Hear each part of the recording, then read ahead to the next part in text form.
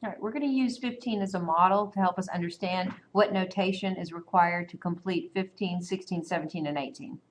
All right, the question is, for what value of a does the limit of the function as x approaches 5 exist? Okay, so I understand that I'm going to be finding a somehow, but the requirement is that the limit must exist. Well, when I study these individual pieces right here, I notice that there's not a vertical asymptote on a quadratic or a linear piece. So for me to make sure that the limit exists, I have to consider what's happening at the break. And the break occurs at x equals 5. That is, the graph starts out, maybe not starts out, but the graph is at one point a quadratic, and at another point it's going to be linear.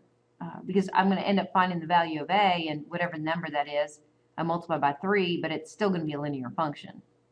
All right, so for me to have the limit exist here in this problem, I need to make sure there's no jump discontinuity at x equals 5. And we've talked about a jump discontinuity in the notation that represents that situation.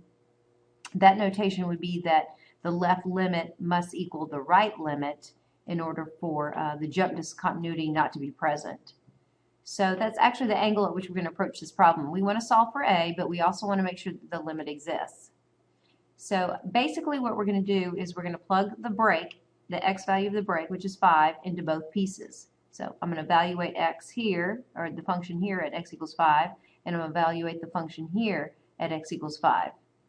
And these are y values. These are both y values at the same x. So what we're going to do is we're going to set those two equations equal to each other. But we want to show more work than that. So here's the requirement. Okay, let's look at the left limit.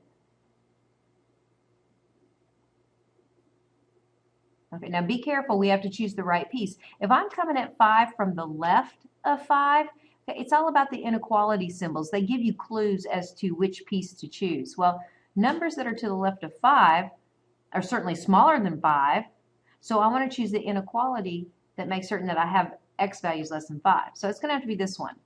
So the left limit, okay, that means I'm on this linear piece. Let's evaluate that limit for x equals 5. So my next move, plug in 5 where you see x.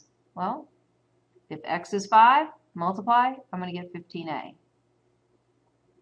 I don't know what a is, but if I did know what a was, I'd multiply by 15, and that's the y value when x is 5 on this linear piece. Okay, that's the left limit. Let's look at the right limit. So for the remaining problems, this is the notation that's necessary. If I approach 5 from the right-hand limit, okay, those are going to be values that are a little bit bigger than 5. So that would be tied to this piece right here. So what we have is the right limit. Okay, evaluating the limit of plugging in 5, we're going to get 30. So now we know that this quadratic piece right here is going to start at the point x equals 5, y equals 30. So if you need to get a visual of that. If x is 5 and y is 30, okay, I'm going to, let's see, have an open circle.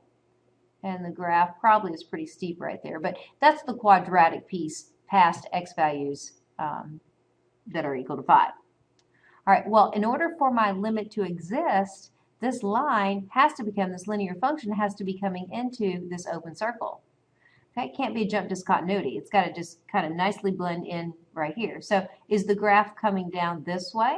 Is it falling into that point? Does the graph have a positive slope and coming up this way? Well, the only way to tell is to actually find a. So we know the y value has to be 30. That means the left limit has to be 30. So left limit equals right limit. We're going to force them to be equal. We're going to solve. We're going to get 2.